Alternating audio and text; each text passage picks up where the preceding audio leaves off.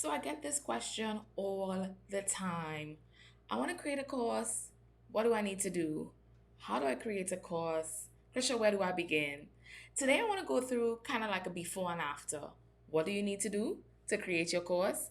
I'm going to show you some really, really easy, quick tips that you can begin right now to create your online course. Let's do this.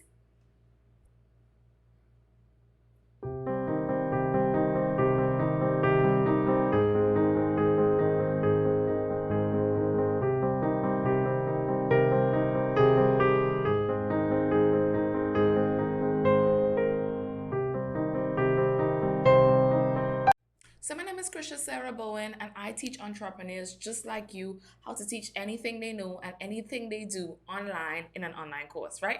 So today I'm going to tell you, if you don't have an online course, don't worry about it. That's why you're watching this video. Let's talk about, where do you begin? So step number one is that your course is at the intersection of your skill set and the industry needs. So your course is kind of like at the cross in the middle between what your clients want, what the industry wants, and what you are good at, something that you're good at. So when I usually share this with my clients, they start asking me, "Oh, Krisha, I don't know what I'm good at. I have so many skills. I don't know where to begin. How do I know what does my audience want to learn from me?" I'm glad you have that question too, because I'm going to answer it today, and I'm going to share with you three easy ways that you can begin narrowing down your course topic. Remember, we said today is a before and after. Thing number one, and you should be taking notes because I don't want you to just watch this video and to feel good and to not take action. So number one, the first thing that you need to do to figure out what online course do I need to create, I want to challenge you to create a SWOT analysis. SWOT. It stands for strengths, weaknesses, opportunities, threats. Begin thinking, okay, what are the things that I'm good at? I'm good at writing. I'm good at making notes. I'm good at communication. I'm good at speaking. I'm good at editing. I'm good at graphics. What are you good at? Make a list of as many things that you can think about. What are you not good at? So I'm not good at organization. I'm not good at time management. Put the things that you're not good at.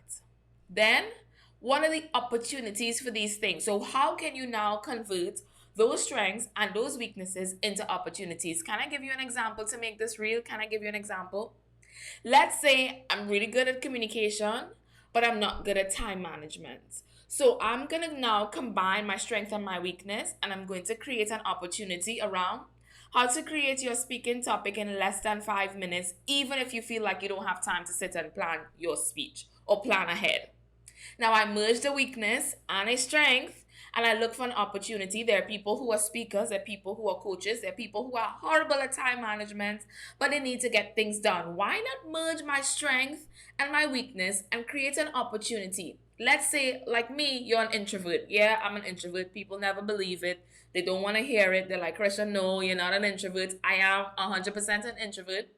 So let's say I am good at course creation, and I'm good at teaching people how to deliver their course without being on camera.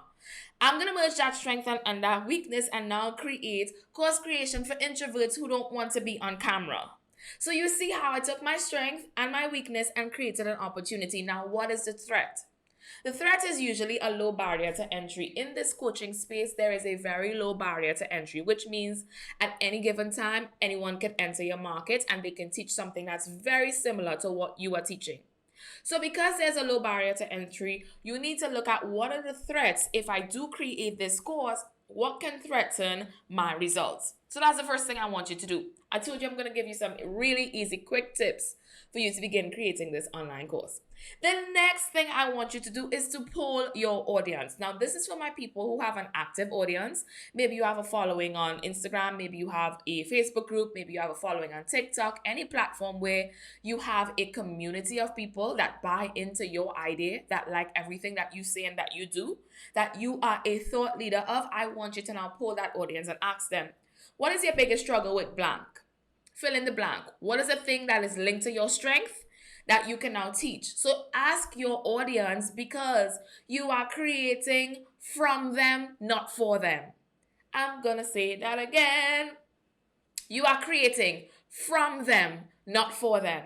So if you start by creating your course from your ideas, you're starting too late because you're creating something that you like and that you desire, but you don't have the steps that your audience want to generate the results inside of your course. So don't create for them, create from them. So ask them, what is your biggest struggle with? Fill in the blanks, graphics. What is your biggest struggle with? Dance. What is your biggest struggle with? Cooking. What is your biggest struggle with? Meal prep. So now you ask them and you poll your audience so you get to know what do they want to know from you. Remember, your course is at the intersection of your skill set, the industry needs. Talking about the industry needs, how do we know what does the industry need? Top five. I want you to do some research. Find the top five people in your industry, the top five people that do something very similar to what you do. It may not be exact because we're all unique and we're going to put our little spin and our flair on everything. But the top five people that do something very similar to what you do. And I want you to now look at their content.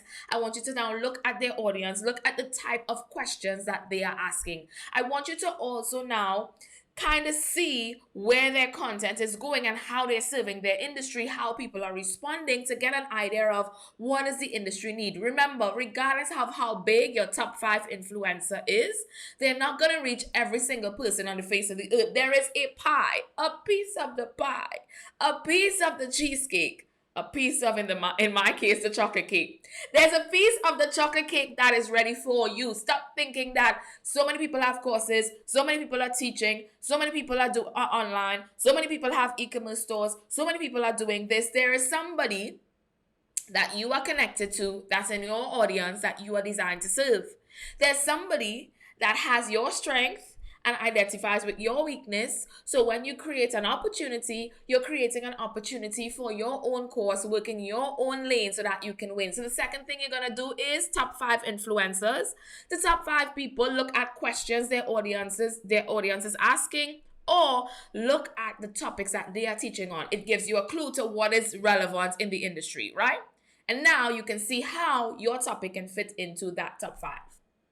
Finally, the next thing I want you to do is research.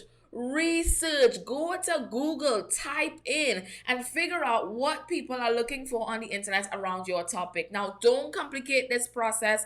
I gave you 3 very, very easy steps to begin right now creating your course idea and your topic. Now, in the next video, I'm going to show you how to eliminate, because you're going to have a bunch of topics now. How do you know which topic is the right topic? I want to teach you that in the next video, but this video was all about generating topics. So use either number 1, 2, 3, 4, anything that I shared in this video to begin now selecting your perfect topic and brainstorming what you can teach to your audience. Do we have a deal? Can we work on that? I think we can. See you in the next video.